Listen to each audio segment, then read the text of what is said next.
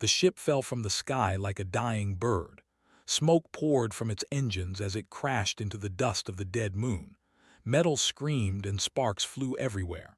When the noise finally stopped, there was only silence. Crawled out from the broken cockpit. His head was bleeding and his left arm hurt badly, but he was alive. He looked at his ship and cursed quietly. The old vessel had survived 100 journeys across the stars, but this might be its last. He was a wanderer. That was what people called men like him. Men who had no home, no family, no place to return to. He traveled from world to world, taking small jobs, fixing things, sometimes fighting when he had to. He was 32 years old, but his eyes looked much older. The war had done that to him. The war that almost destroyed all of humanity. Stood up slowly and looked around. The moon was empty and no trees, no water, no life. Just rocks and dust stretching to the horizon. His ship's computer was dead, so he could not call for help. He needed to find parts to fix the engine, or he would die here alone. He walked for hours under the cold light of a distant sun. His boots left prints in the dust. He found nothing useful, just more rocks and empty craters. His water was running low. His hope was running lower. Then he saw something strange. At the bottom of a deep ravine there was a spot of color, silver, shining weakly in the dim light. Climbed down carefully, his injured arm screaming with pain. When he reached the bottom, he stopped breathing for a moment. It was a girl, or something like a girl. She had silver scales covering parts of her body. 2 small horns grew from her forehead. Behind her back, 2 wings lay torn and broken, the delicate membrane ripped in many places. She looked young, maybe 15 or 16 in human years. Her eyes were closed and her breathing was very weak. Had traveled to many worlds and seen many alien species, but he had never seen anything like her. She was beautiful and strange, like something from an old fairy tale, a dragon in the shape of a girl. His first thought was to leave. He had enough problems already. His ship was broken, he was injured, and he had no supplies to share. Taking care of a dying alien would only make things worse. The smart thing was to walk away. But had never been very smart about these things. He knelt beside her and checked her wounds. Deep cuts covered her arms and legs, burn marks her scales. Someone had hurt her badly before leaving her here to die. The thought made his stomach turn with anger. He took off his jacket and wrapped it around her. Then, very carefully, he lifted her in his arms. She weighed almost nothing, light as a child made of paper and moonlight. He began the long climb back up the ravine. The walk back to his ship took 3 hours. Every step hurt. His arm burned with pain and his legs grew weak. But he did not stop. He could not stop. Every time he wanted to give up, he looked at her pale face and kept walking. When he finally reached his ship, he was ready to collapse. He laid her down on his small bed and gathered his medical supplies. They were basic things meant for human injuries, but he had to try. He cleaned her wounds with care. He bandaged the deep cuts and treated the burns with healing gel. He gave her water drop by drop when her lips parted slightly. He did not know if any of this would help. Her body was not human. Her blood was silver, not red. Everything about her was different. But she was still a living creature who was hurt and alone. That was enough for him. Night came to the dead moon, sat beside the bed and watched the girl breathe. The temperature dropped outside and frost formed on the broken windows of his ship. He wrapped a blanket around himself and kept watch. Sometime near midnight, she opened her eyes. They were gold, pure gold, bright and deep like twin suns. They looked at him with fear and confusion. She tried to move but cried out in pain. Her wings twitched uselessly behind her. Raised his hand slowly to show he meant no harm. He spoke in Galactic Common, the language most species understood. "Easy," he said. "You are safe. I will not hurt you." She stared at him.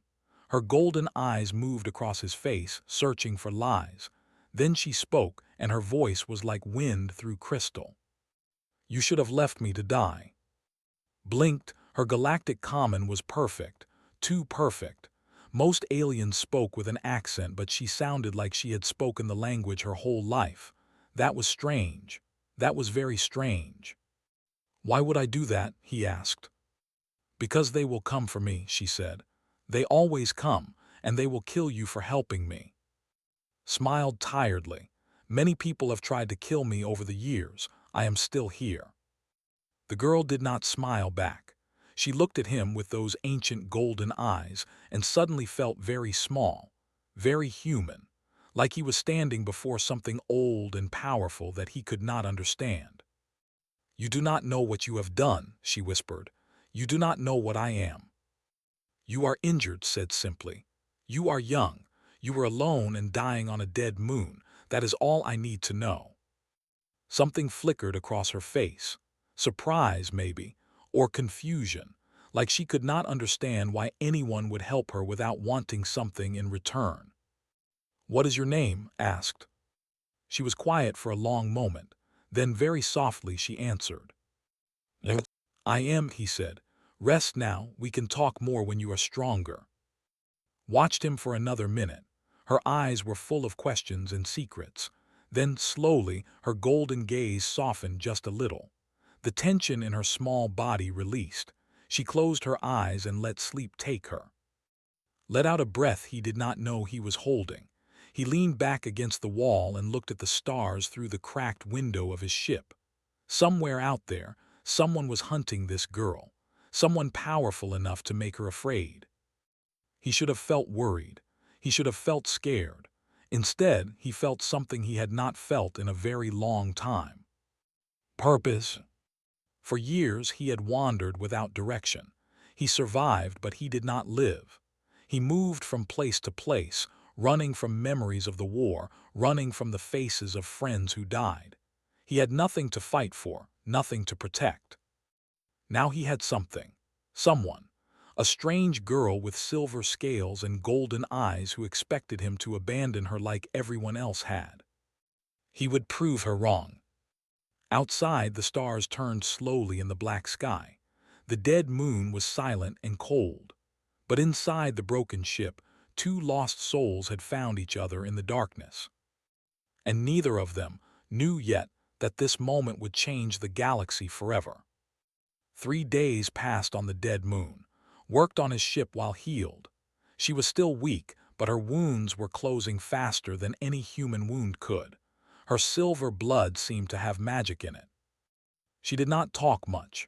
When brought her food, she ate in silence. When he checked her bandages, she watched him with suspicious eyes. She was like a wild animal that had been hurt too many times. She expected pain. She expected betrayal. Kindness confused her. Did not push her to speak. He simply went about his work, fixing wires and replacing broken parts. He talked to himself sometimes, or to the ship, the way lonely people do. He told old jokes that were not funny. He hummed songs from Earth that he barely remembered. On the 4th day, finally spoke. "Why do you sing those songs?" Looked up from the engine he was repairing. Was sitting up in bed, her torn wings folded behind her. She looked stronger now. Color had returned to her scales. "They are old songs from my home world," he said. "Earth. I do not remember all the words, but the melody stays with me." "Earth," repeated. "The human origin world. I have read about it." Raised an eyebrow. "You have read about Earth. Most aliens do not care about human history." Looked away. "I like to read. I like to learn about other species. That is why I am here." Her voice became bitter at the end. Put down his tools and walked closer to her. "What do you mean?" he asked gently. For a long moment said nothing. Her golden eyes stared at the floor. Then slowly she began to speak. "My people are called the. In your language it means dragonkin. We are very old. We existed before humans left their planet, before most species discovered fire. We built empires across the stars when the galaxy was young." Listened quietly. He had never heard of the no one had. 10,000 years ago we disappeared," continued. "We did not die. We hid. My ancestors built a door to another place, a dimension outside normal space. We took our entire civilization through that door and closed it behind us. Why? Asked. Space darkened. Because my people grew afraid. The galaxy was changing. New species were rising. My ancestors believed we would be challenged, so they chose to hide, to keep our power pure, to keep ourselves separate from the lesser races. She spoke those last words with disgust, not at other species, but at her own people. We have lived in hiding ever since, she said. We watch the galaxy from our dimension. We see everything, but we touch nothing. We are frozen in time, locked in our old ways while the universe grows without us. Sat down beside her bed. This was incredible. A hidden empire of dragon people watching the galaxy for 10,000 years. It sounded like a myth, but here was living proof that it was real. What happened to you? He asked. Why were you left on this moon? His hands clenched into fists. Pain filled her golden eyes. I did something unforgivable, she whispered. I showed compassion. She told him about the slaves. The empire kept other species as servants. They were treated like animals, forced to work, never allowed to speak or rest. Had grown up watching this cruelty. As a child, she accepted it, but as she grew older, she began to question. She started reading about other species in secret. She learned about human history, about their struggles, their wars, their growth. She learned about other alien cultures, their art, their music, their dreams. She discovered that the species her people called lesser were not lesser at all. They were different, but they were equal. They deserved freedom and respect. One day she could not stay silent anymore. She helped a group of slaves escape. She gave them food and medicine. She showed them kindness. Her mother found out. My mother is the Empress, said. Her voice was hollow now. She has ruled for 3,000 years. She is immortal. She is powerful beyond imagination, and she has no mercy. The Empress declared that was corrupted, that her compassion was a disease that would weaken the empire. She ordered to be taken to a dead world in normal space and abandoned there to die. A punishment worse than execution. A message to anyone else who might think of showing kindness to the lesser races. My own mother said. She looked at me with cold eyes and said I was no longer her daughter. She said I was broken. She said I deserved to die alone. Tears rolled down scaled cheeks. She did not make a sound, but her small body shook with silent pain. Did not know what to say. He had lost people in the war. He knew what it felt like to be abandoned, to be alone. But to be thrown away by your own mother, left to die on a dead moon just for showing kindness. That was a special kind of cruelty. He reached out and put his hand on her shoulder. You are not broken, he said. Compassion is not weakness. It is the strongest thing in the universe. Looked at him with red eyes. You cannot understand. My mother rules an empire. She has power that could destroy planets. She will never change her mind. She will never take me back. Then you will build a new life, said.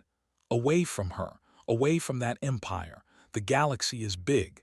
There is room for a dragon girl who cares about others. Shook her head. They will not let me go. Hunters are already searching for me. I am valuable. My blood is valuable. Scientists would pay fortunes to study me.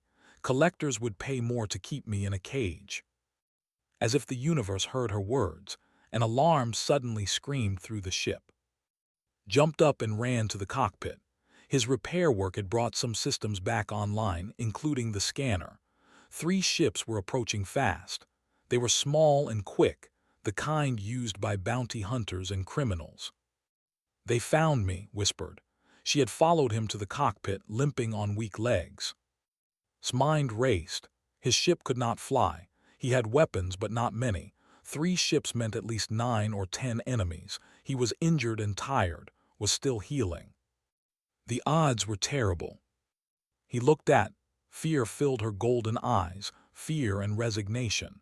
She expected him to hand her over. She expected him to save himself. Pulled out his old plasma pistol and checked the charge. "Stay behind me," he said. Stared at him. "What are you doing? You cannot fight them all." "Maybe not," admitted, "but I am going to try." The hunters landed outside, could hear their boots on the rocky ground, their voices calling to each other. He counted 8 of them through the broken window. Big aliens with weapons and armor, professionals. The leader kicked open the door of ship. He was a tall creature with 4 arms and a face full of scars. He looked at and laughed. "One human with a pistol. This will be easy." It was not easy. Fought like a man with nothing to lose. He moved fast, using the narrow corridors of his ship as cover. He shot one hunter in the leg, then used the falling body as a shield. He threw broken machinery at another, blinding him long enough to land a killing shot. But there were too many. A plasma bolt hit his shoulder, burning through flesh and bone. He fell against the wall, gasping in pain. The hunters surrounded him, weapons raised, victory in their eyes. Screamed his name. The leader pressed his boot against his wounded shoulder. Pain exploded through his body, but he did not cry out. He looked up at the hunter with hate in his eyes. "Why do you fight for her?" the leader asked. "She is just cargo, she is worth money. Why would you die for cargo?" Spat blood at the hunter's feet. "She is not cargo," he said. "She is just a kid alone in the dark. That is reason enough." The leader raised his weapon to fire, screamed again. Time seemed to slow down. Then did something impossible. Silver fire exploded from her body. It filled the ship like a wave, burning bright and cold. The hunters screamed as the fire touched them. They fell, one by one, their weapons melting in their hands. When the light faded, only and remained. Collapsed to her knees, exhausted by the power she had released. Lay against the wall, bleeding but alive. "You saved me," he said weakly. Looked at him with wide golden eyes. Tears were falling again. "You were going to die for me," she whispered. "No one has ever done that before." Tried to smile, but it hurt too much. "I told you," he said. "You are not broken, and you are not alone, not anymore." Crawled to his side and pressed her hands against his wound. Her silver blood mixed with his red blood. Slowly, strangely, the burning pain began to fade. She was healing him. Her blood was healing him. They stayed like that for a long time, the human and the dragon girl, surrounded by the bodies of their enemies. And in that moment, something changed between them. They were no longer strangers. They were family. 2 weeks after the fight with the hunters, ship was finally ready to fly again. It was not perfect, but it would work. The engines hummed with new life, and the navigation systems showed a map of nearby star systems. Was fully healed now. Her wings had grown back, thin and delicate but strong. She could fly short distances, though she preferred to walk beside. They had grown comfortable with each other. She smiled sometimes now, small smiles that changed her whole face. But a shadow still hung over them. More hunters would come. The first group had sent a signal before they died, telling others where to find the prize. Soon the dead moon would be crawling with ships. They needed to run, to hide, to find somewhere safe. Knew there was nowhere safe. "My mother's reach is long," she told one night. They sat in the cockpit, watching stars through the repaired window. "She knows I am still alive. She will send more hunters, better hunters. Eventually they will find me." Thought about this. Running forever was not a plan. It was just survival, and he was tired of just surviving. "What if we stopped running?" he asked. Looked at him strangely. "What do you mean?" "What if we went to your mother instead? What if we exposed the Empire to the galaxy?" Laughed bitterly. "You cannot be serious. The Empire is hidden in a place you cannot reach. Even if you could reach it, my mother would destroy you with a thought. She is not like the hunters. She is like a god." "I have fought gods before," said quietly. "During the war, we called them the Void. They came from somewhere beyond our galaxy. They were powerful beyond imagination. They destroyed entire fleets with a wave of energy. They ate planets for fuel. Listened silently. She had heard stories of the human void war. Everyone in the galaxy had. It was the war that almost ended everything. We lost so many people, continued. His voice was heavy with old pain. My friends, my family, my home. The void took everything from us. They said we were insects. They said we would be erased from existence. He looked at with fire in his eyes. But we did not die. We fought them. We bled. We screamed. We broke. And then we got up and fought again. In the end, we won. Not because we were stronger, but because we refused to stay down. Stared at him. She had never met a human before. She had only read about them in books. The books said humans were weak, short-lived, primitive. The books were wrong. You really believe you can challenge my mother, she said. It was not a question. I believe we have to try, said. If we run forever, we are just prisoners. If we fight, we have a chance. Even a small chance is better than none. Was quiet for a long time. She looked at the stars, at the infinite darkness between them. She thought about her people, frozen in their hidden dimension, rotting in their pride. She thought about her mother, sitting on a throne of power, ruling through fear. There is a way, she finally said. A door to the empire. It is hidden on a graveyard world not far from here. My blood can open it. Nodded, then we go there. You will die, warned. No outsider has ever entered our dimension and lived. Smiled, then I will be the first. The graveyard world was exactly what its name suggested. It was a planet covered in the remains of ancient civilizations. Broken cities rose from deserts. Crashed ships lay like dead animals across the landscape. The air was thin and cold, and nothing lived there anymore. Landed his ship near a massive structure that looked like a temple. Stone pillars carved with strange symbols reached toward the sky. In the center of the temple stood a ring of black metal, taller than 10 men standing on each other's shoulders. The gate to the hidden empire. Walked toward the gate slowly. Her golden eyes reflected its dark surface. Memories filled her mind. She had passed through this gate once before, going the other way, being dragged by guards while she screamed and begged. Now she was returning, by choice. Are you ready? She asked. He checked his plasma pistol and nodded. Ready.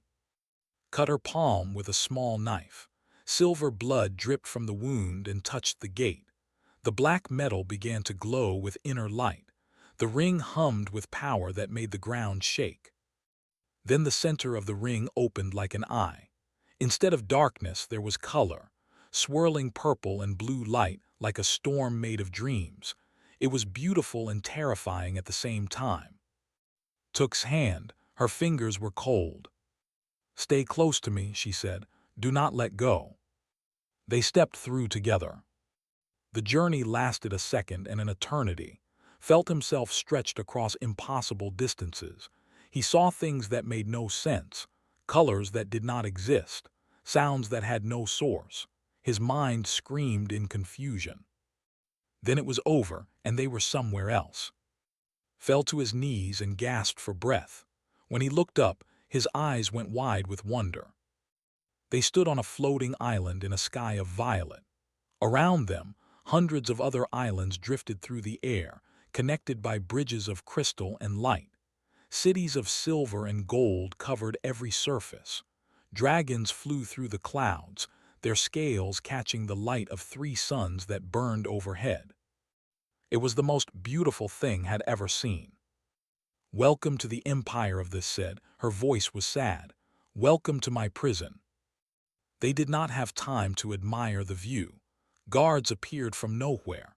They were tall warriors, covered in armor made of dragon scales. They carried weapons that glowed with dangerous energy.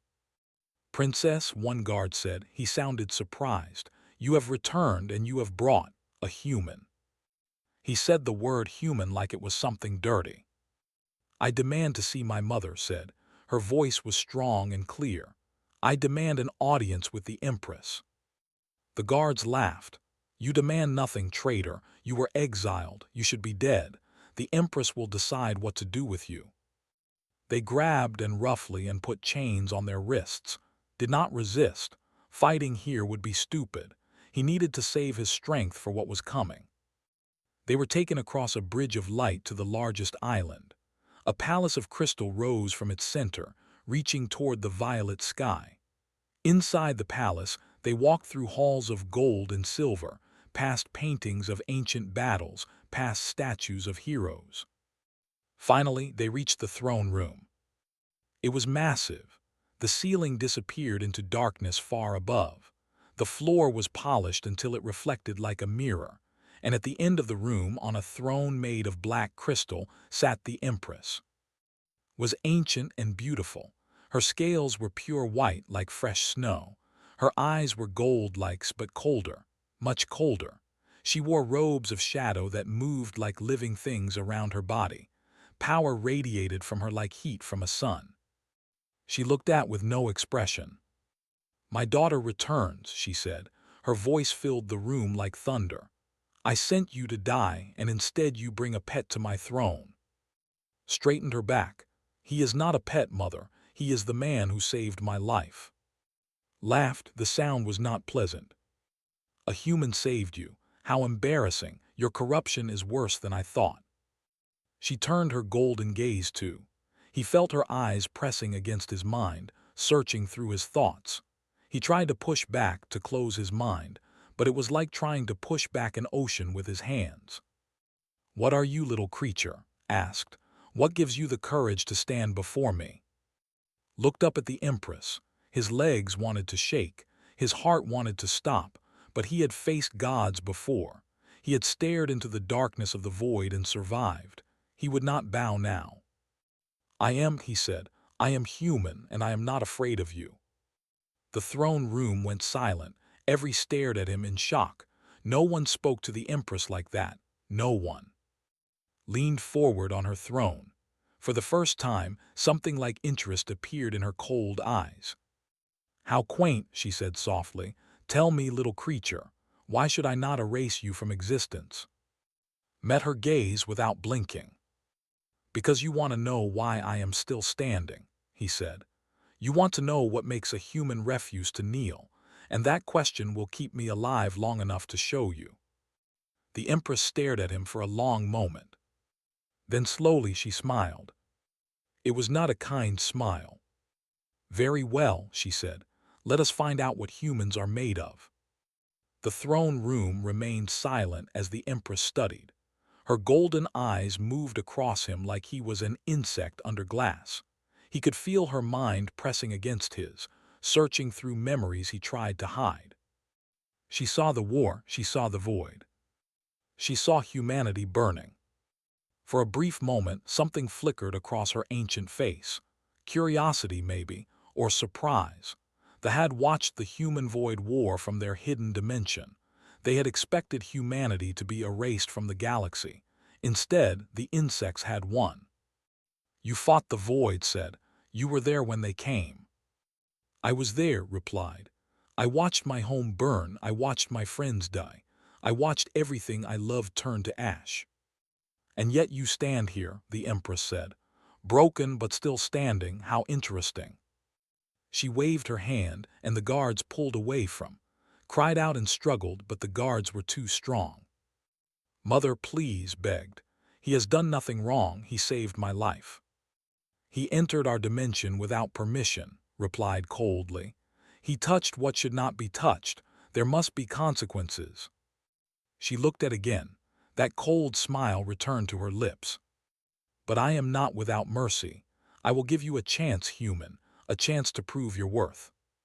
She raised her hand, and the floor in the center of the throne room opened. A fighting pit appeared below, 30 meters wide, surrounded by walls of smooth crystal. Thousands have filled the seats above, watching with hungry eyes. "The trial of worth," announced.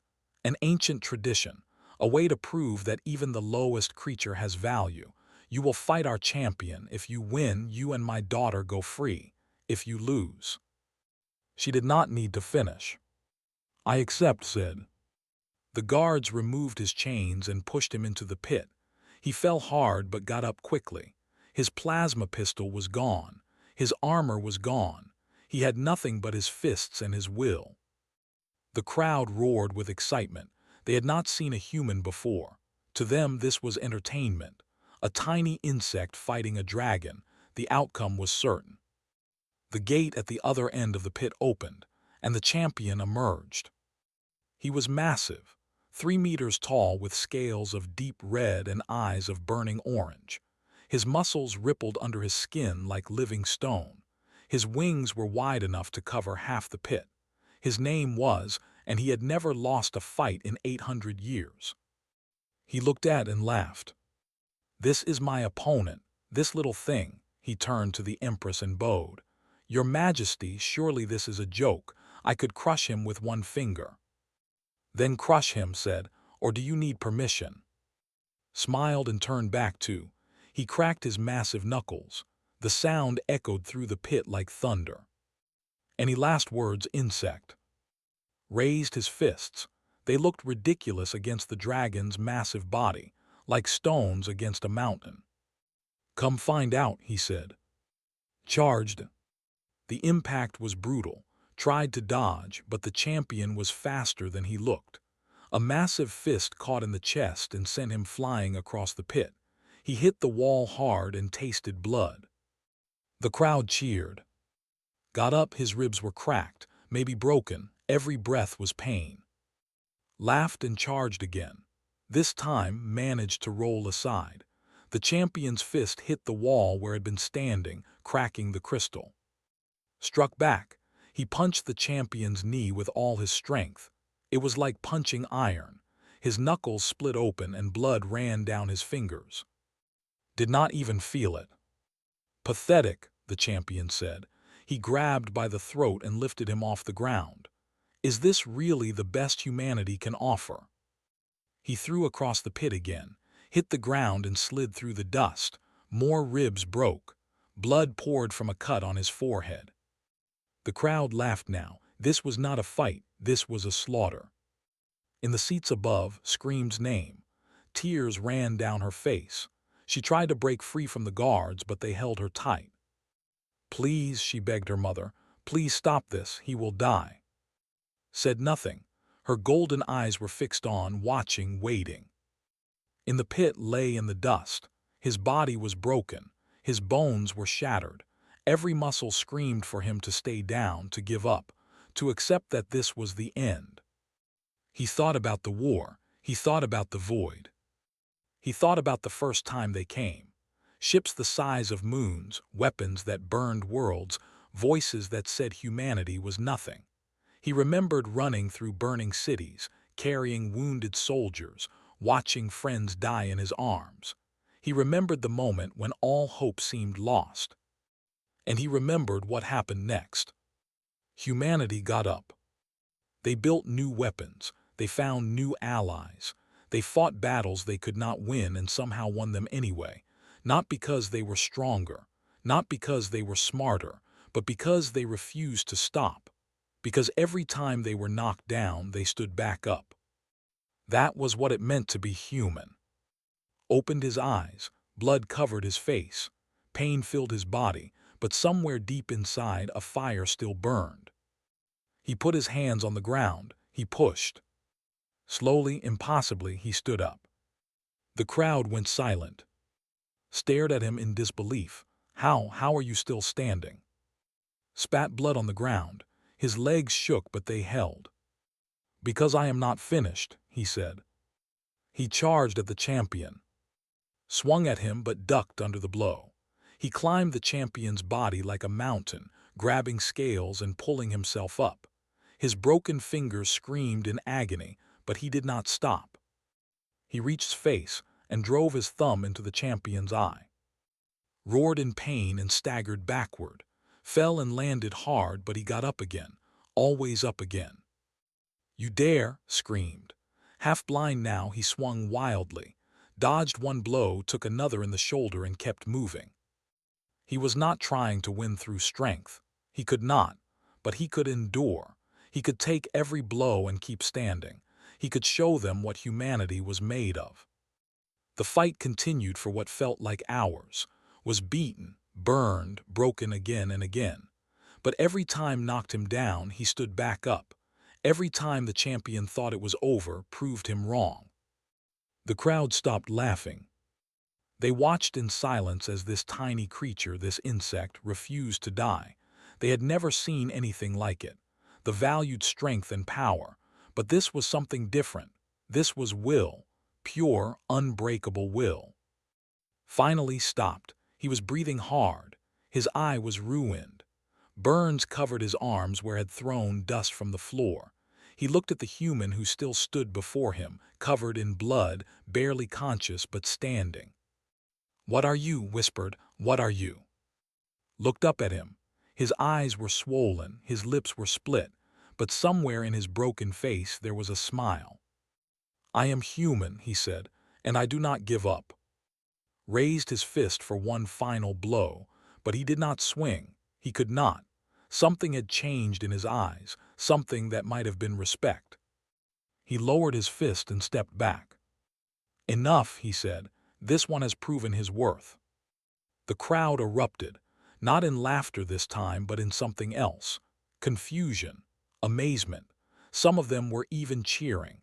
For the first time in their long lives, they had seen something that challenged everything they believed. Above the pit, Empress rose from her throne. She looked down with those ancient golden eyes. For the first time, uncertainty flickered across her face.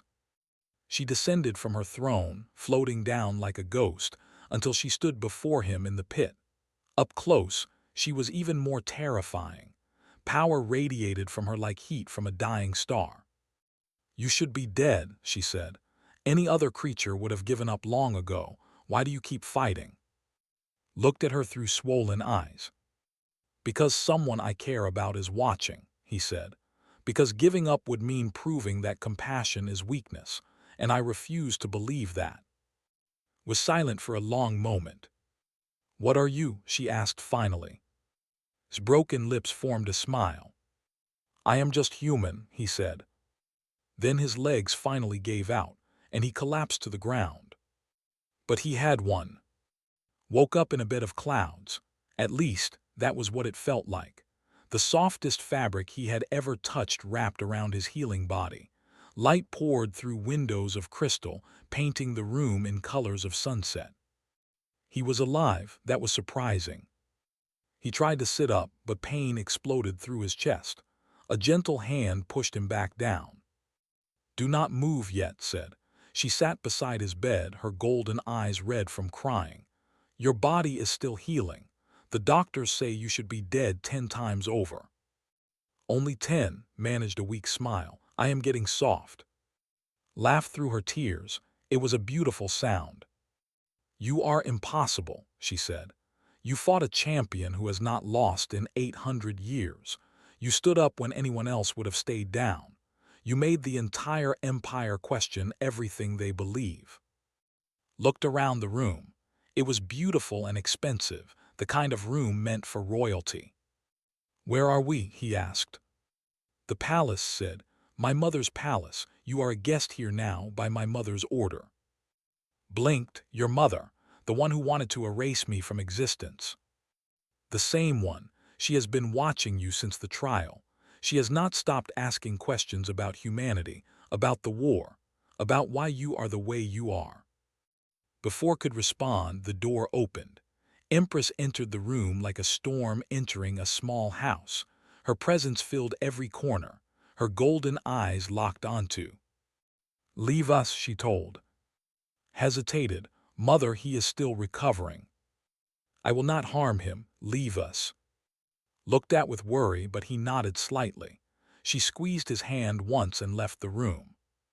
Stood at the foot of his bed, studying him like a puzzle she could not solve. "I have lived for 3,000 years," she said. "I have seen empires rise and fall. I have watched species evolve and go extinct. I believed I understood the galaxy." She walked to the window and looked out at the floating islands. "But I do not understand you." Said nothing. He waited. "I entered your mind during the trial," continued. "I saw your memories. I saw the Void War. I saw humanity brought to the edge of extinction. I saw everything you lost." She turned back to face him. "You should hate. You should be bitter. You should have broken under the weight of so much pain. But instead, you found a dying girl on a dead moon and carried her to safety. You protected her with your life. You challenged an empire for her." Her voice became softer, almost confused. "Why? What drives you to care for a stranger? What makes you stand when anyone else would kneel?" Thought about the question. He thought about his life, his losses, his journey. "I do not know if I can explain it," he said. "Humans are not special. We are weak. We live short lives. We make mistakes. We hurt each other." He looked at the Empress with honest eyes. "But we also love. We dream. We hope. Even when everything is burning around us, we look for reasons to keep going. We find strangers and turn them into family. We take broken things and try to fix them." He paused. "I saved because she was hurt and alone. That is all. There was no great plan, no secret motivation. I just saw someone who needed help and I helped." Was silent for a long time. Her ancient face showed something had not seen before. Doubt, uncertainty, the beginning of change.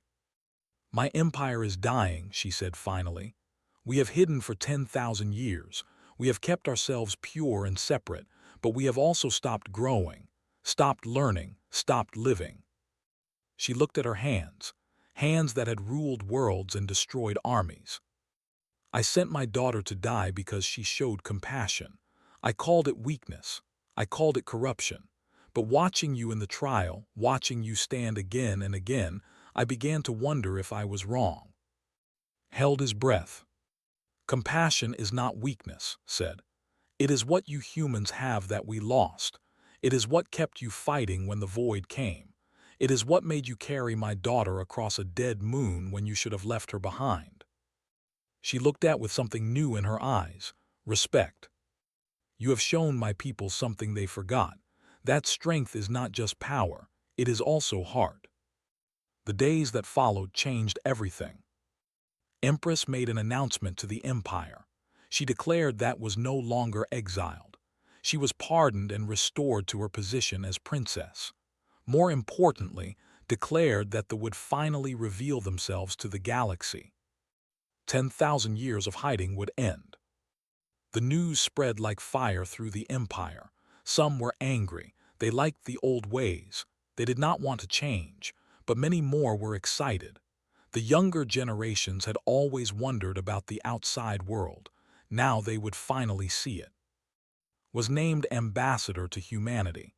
She would be the bridge between two civilizations. She was scared but also hopeful. This was what she had always wanted.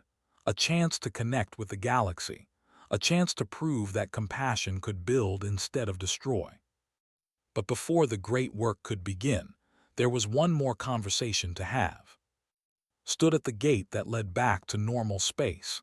His ship waited on the other side, repaired by engineers, better than it had ever been.